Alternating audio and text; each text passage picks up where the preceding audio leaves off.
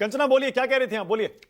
मैं मानक जी कह रही थी कि हम लोग सरकार बनाने जा रहे हैं, आप विश्लेषण का मौका हमें भी तो दीजिए। पत्रकार लोग को बोलिए मौका बोलिए दे रहे, बोलिए पार्टियों को भी मौका दे दीजिए बोलिए बोलिए विश्लेषण बोलिए करने का। बोलिए। मैं ये कह रही थी, आपके जो ब्रेकअप देख रही थी सीमांचल, मगध, मिथिलांचल का, जिसमें 41% हमें वोट शेयर दिखाया जा रहा है। ये मान के चलिए, और मैं फिर से आपके डिबेट में बैठूंगी, उसमें से 5 से 7% वोट शेयर जो है एक्स्ट्रा आप ऐड कर लीजिए, जो हमारा आकलन है। और आरजेडी, एक बात तो मैं कम से कम हर्षवर्धन जी से एग्री करती हूँ कि एक्सिस माई इंडिया ने बहुत संतुलन बैठाने की कोशिश की है। देखिए ना, हमारे जितने भी घटक दल हैं उनका रेंज उतना ही दिया गया है जितना हम पिछली बार जीते थे। उसमें मतलब कांग्रेस को भी उतना ही दिखा दिया गया है 14 से 21 के बीच में, और वीआईपी ने जो 5 जीती थी, 2 से 5 वीआईपी को दिखा दिया गया, आरजेडी को भी इतना दिखा दिया गया। लेकिन आरजेडी की मिनिमम 92 सीटें आएंगी, मिनिमम, जो मैं दावा करके जा रही हूँ कि 92 सीटें आएंगी और सबसे बड़ी पार्टी होगी, और हम लोग सरकार बनाने जा रहे हैं। तो ये जो विश्लेषण है जो अभी आया है, ये संतुलन करके बनाकर ही आया हुआ है।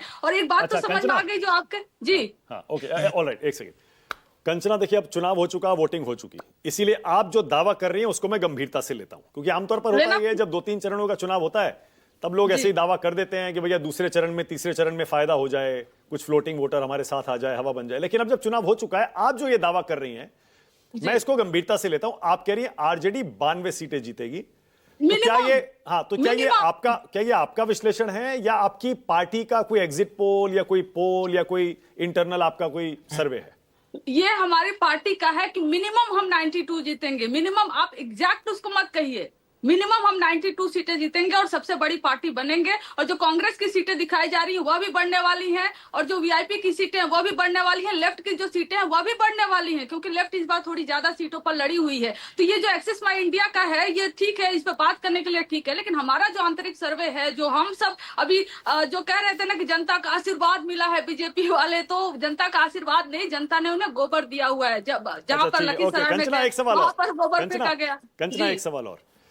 कंचना, ये अगर मान लीजिए आप 92 जीतते हैं, तब भी, अगर जीतते हैं तो मान लीजिए, तब भी बहुमत के आंकड़े से आप 30 कम रहेंगे। फर्ज करिए कि आपके गठबंधन के सहयोगियों को उतनी सीटें नहीं आती हैं, क्या आप 122 तक पहुंच पाए? फर्ज कैसे कर ले मानक जी? सुनिए ना, अरे कंचना एक सेकंड रुकिए ना, एक मिनट, मजाक खराब मत करिए प्लीज, सुनिए ना मेरी बात। मैं ये कह रहा हूं कि अब तो वोटिंग हो चुकी ना, अब तो हम ये अटकलें लगा सकते हैं, क्योंकि अब तो इससे आपका वोटर या जो कोई वोटर भागेगा नहीं। अब तो ईमानदारी से हम लोग खुल के कह सकते हैं कि आपके मन में क्या बात है। अब आप बता सकती हैं, क्या नीतीश कुमार जी से दोबारा किसी तरह का कोई संभावना, कोई अरेंजमेंट हो सकता है क्या? क्लियरली बोल दीजिए ना, आप तो बता दीजिए।